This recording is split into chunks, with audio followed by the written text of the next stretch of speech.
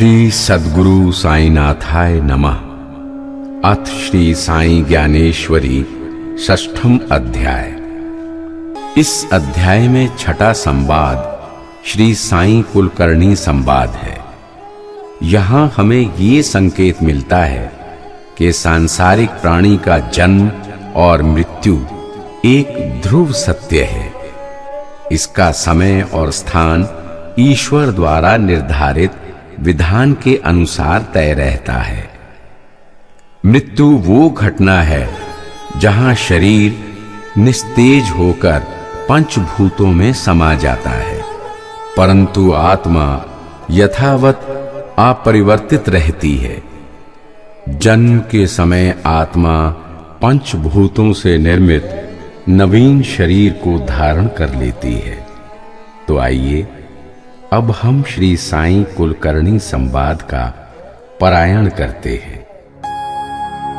एक दिन श्री साई ने अप्पा कुलकर्णी को सहज भाव से कहा, आज हमारे गांव में चोर घुस गए हैं, इसे सत्य और निश्चित समझो। इन चोरों का अंदाज बिल्कुल ही निराला है।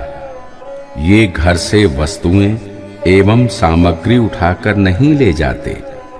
इनकी दृष्टि व्यक्ति की सबसे अनमोल संपत्ति पर केंद्रित रहती है, जिसे वे हर कर ले जाते हैं। ये अनोखा चोर किसी को दिखाई नहीं देता, इसे कोई पकड़ नहीं सकता। ये चोर बड़ा धूर्त है। ये चोर सबसे पहले तुम्हारे घर में घुसेगा और तुझ पर सवार होगा। अतः तुम इसके आक्रमण करने से पहले ठीक प्रकार से सारा बंदोबस्त कर लो। उसी रात अप्पा कुलकर्णी को हैजा हो गया। उनका शरीर अचानक ठंडा पड़ने लगा, धड़कन भी मंद पड़ गई। उनकी स्थिति काफी नाजुक हो गई। श्रीमती कुलकर्णी श्री साई के पास दौड़ी दौड़ी आई। उसकी आंखों से झरझर आंसू बह रहे थे। उसने श्री साई के चरण पकड़कर रोते हुए कहा, बाबा, मेरे पति की हालत खराब है, वे हैजे से मर रहे हैं। आप जल्दी से उदी का आशीर्वाद दें ताकि उनके प्राण बच सकें। हे महाराज, मेरे सौभाग्य की नाव समुद्र में ना डूबे, मुझे ऐसा आशीर्वाद दें। श्री साई ने श्रीमती कुलकर्णी से कहा, तुम दुख न करो। संसार में जिसने जन्म लिया है उसकी मृत्यु अवश्य होगी। एक ना एक दिन मृत्यु जरूर आएगी। मृत्यु और जन्म तो ईश्वर की व्यवस्था के अंतर्गत है। सभी को एक दिन यहां से जाना है।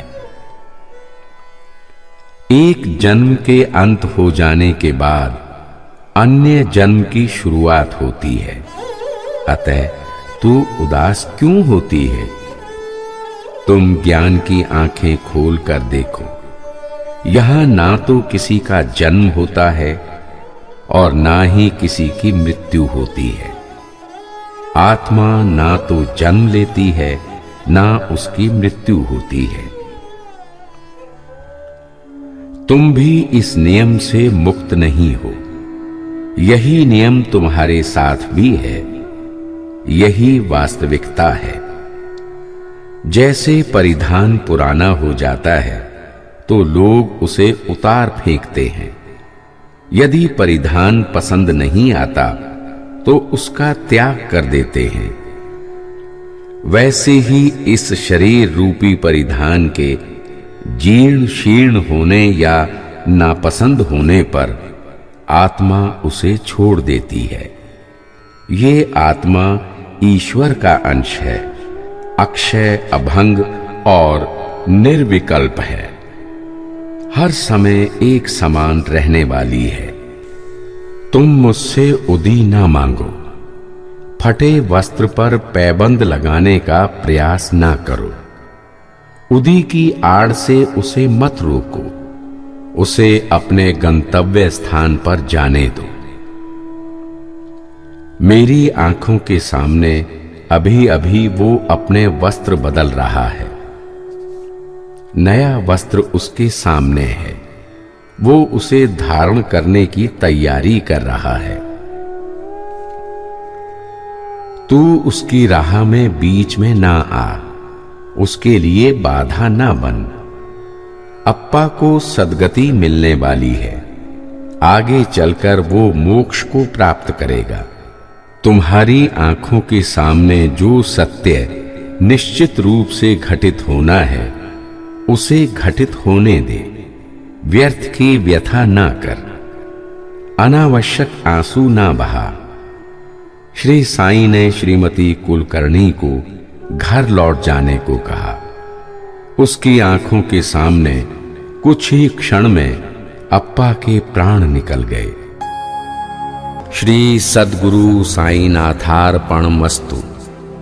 शुभम भवतु इति श्री साई ज्ञानेश्वरी।